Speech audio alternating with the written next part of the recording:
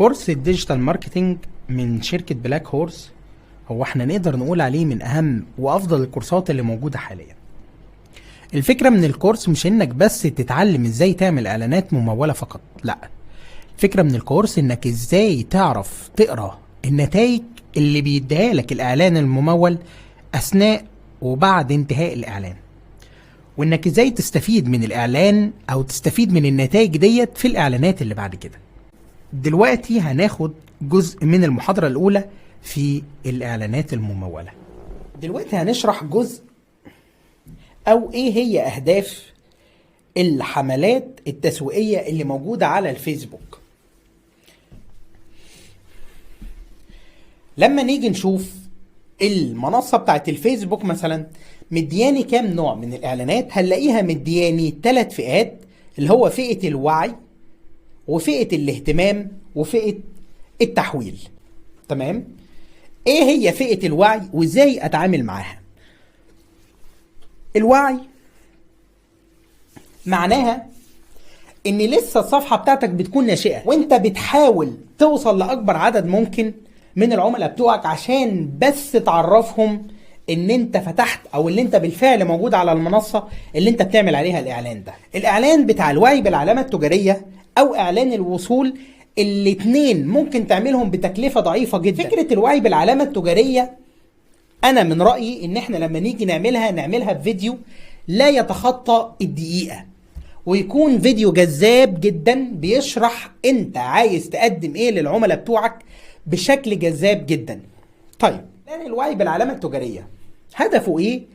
هدفه ان هو يرفع معدل الاهتمام للعميل اللي انت مستهدفه من 0 وعي، من 0 معرفة ل 100%. عشان كده انا دايما ميال ان الوعي بالعلامة التجارية يتعمل فيديو، ما يتعملش بوست، ما يتعملش ديزاين، يتعمل فيديو. ليه فيديو؟ لان انت من الفيديو، من النتائج بتاعتك تقدر تعرف ان الاعلان بتاعك اتكرر على كام واحد، وتقدر تاخد من الفيديو ده نتائج وتبدأ بعد كده تعمل عليهم اعلان تاني. وده هناخده بعدين، هنستفيد في الشرح فيه اعلانات اللوكالايك، ودي من اهم الاعلانات اللي موجوده على اي منصه، مش بس المنصه اللي احنا شغالين عليها او اللي احنا بنتكلم عليها دلوقتي، لا، هو الاعلان ده مهم جدا في اي بلاتفورم نقدر نشتغل عليها، من اصغرهم لاكبرهم، من اقدمهم لاجدادهم. اعلانات اللوكالايك هي الافضل. تمام؟ يبقى اعلان الوعي بالعلامه التجاريه هي المرحله الاولى والارخص، ان انا اوصل لعدد كبير جدا من العملاء يقدروا ان هم يشوفوا المحتوى بتاعي عشان اقدر انقلهم من مرحله الوعي بالعلامه التجاريه لمرحله الاهتمام. تمام؟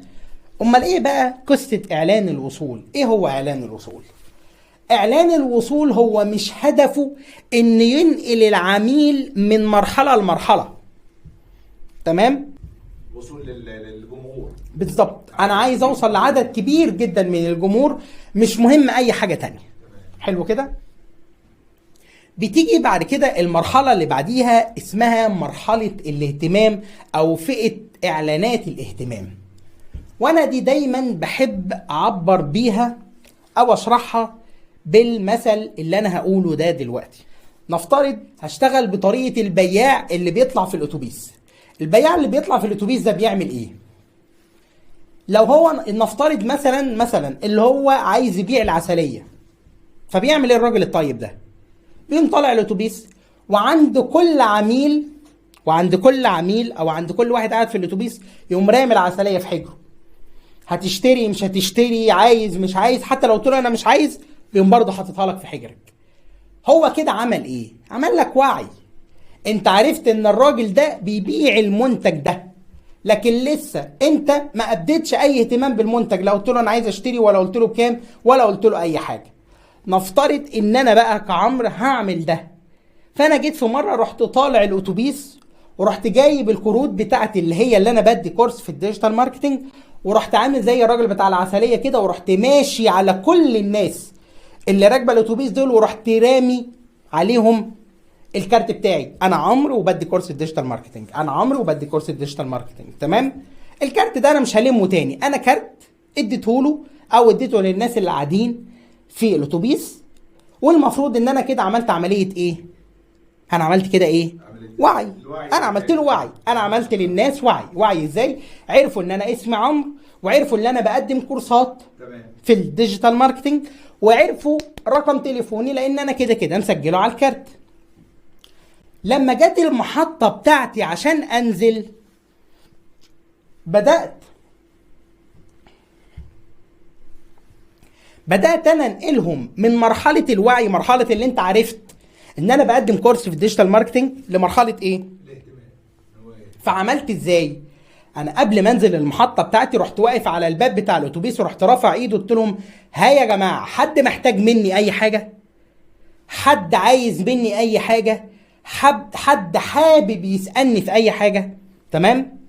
فبدأ كل واحد من اللي انا عملت له وعي وعرفته ان انا بقدم كورس في الديجيتال ماركتنج، بدأ كل واحد من الناس اللي قاعدة تمام يقول لي ايه؟ حاجة. فجي واحد يا باشا لو سمحت، هو انت ما عندكش ويب سايت اخش اشوف من عليه الاخبار والكورسات واتابعك؟ فقلت له انا كراجل بقى فاهم في الديجيتال ماركتنج من عينيا الاتنين، انا عندي ويب سايت، ورحت عامل له اعلان الزيارات. اعلان الزيارات ده دوره يروح لمين؟ ها؟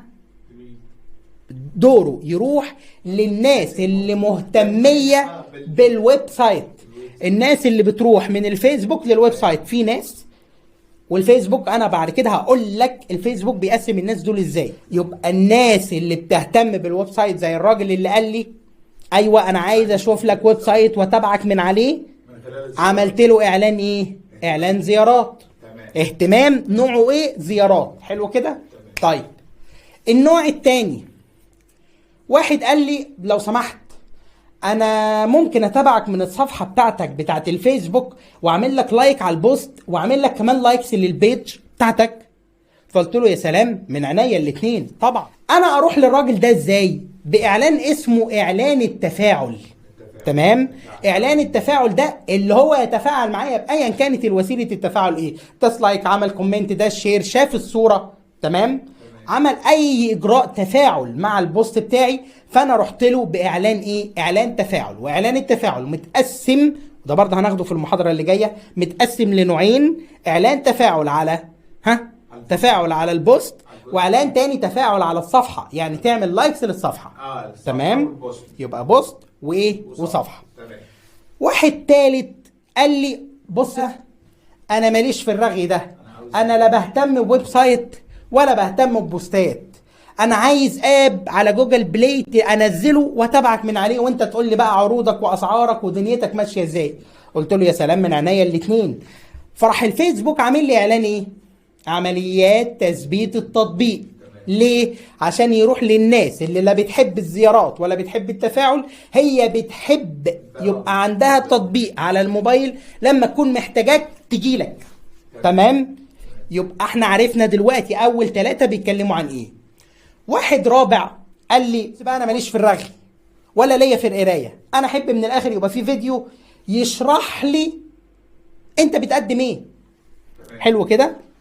فرحت الفيسبوك، او راح الفيسبوك عمل لي ايه؟ عمل لي اعلان اسمه مشاهده الفيديو. ليه؟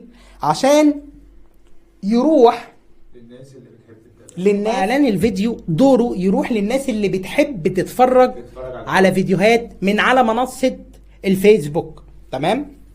جه بقى الخامس، ده راجل لارج قوي، قاعد كده ولابس بدله وسيجار في بقه، وقال لك لو سمحت انا عايز اسيب لك تليفوني وانت تكلمني، انا مش هقعد ادور عليك، انت اللي تدور عليا. تمام؟ فعملت له اعلان ايه؟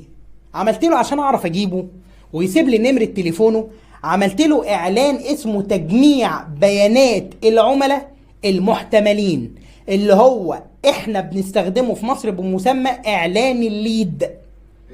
اعلان الليد. اعلان الليد ده دايما بيستخدمه مين؟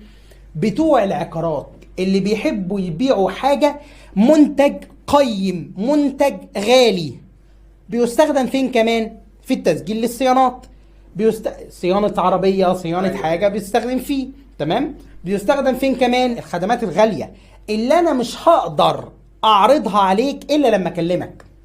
في حاجات بتبقى معقده، انا مش هعرف اشرح لك في رساله، انا لازم عشان اشرح لك اقول لك اكلمك في التليفون، وغالبا هقول لك تعالى اتفرج كمان بعينك، لان في حاجات في الصور مش هتبان. زي بالظبط المعاينات بتاعه العقارات، بتلاقي دايما اللي بيستخدم الاعلان دول مين؟ بتوع العقارات، لانه هو هدفه انه يكلمك ويحدد معاك مقابله وتيجي تعاين. صحيح. تيجي تعاين المكان. تمام. دي لعبتك. بالظبط كده. يبقى هو ده اعلان ايه؟ اعلان تجميع بيانات العملاء. تمام. خد بقى المفاجأة الأخيرة. راح جه واحد قال أنا بقى عايز إيه؟ أجيب من الآخر. أنا عايز أخش وأسألك على الماسنجر أنت بتقدم إيه وخدماتك إيه وتقعد تشرح لي. عملنا له إعلان إيه؟ إعلان اسمه المسج أو إعلان الرسائل. تمام؟ وهنا الصدمة الأولى إن إعلان الرسائل إعلان إيه كده؟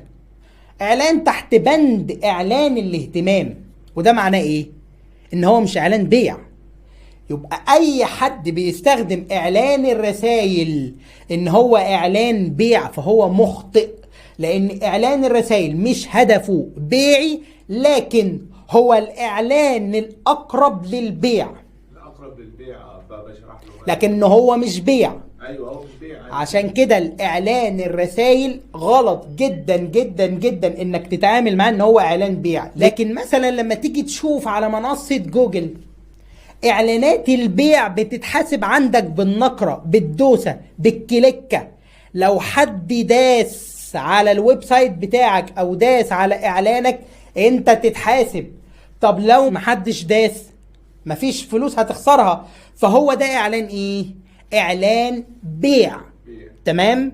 لكن اي اعلان بيحاسبك، سواء حد اشترى، حد نقر، حد ما نقرش، حد عمل اي اجراء، عمل اي اكشن، هو كده كده هيحاسبك. لان اعلانات الوعي واعلانات الاهتمام ليها حساب واحد وهو الوصول. يعني ايه الوصول؟ بالظبط.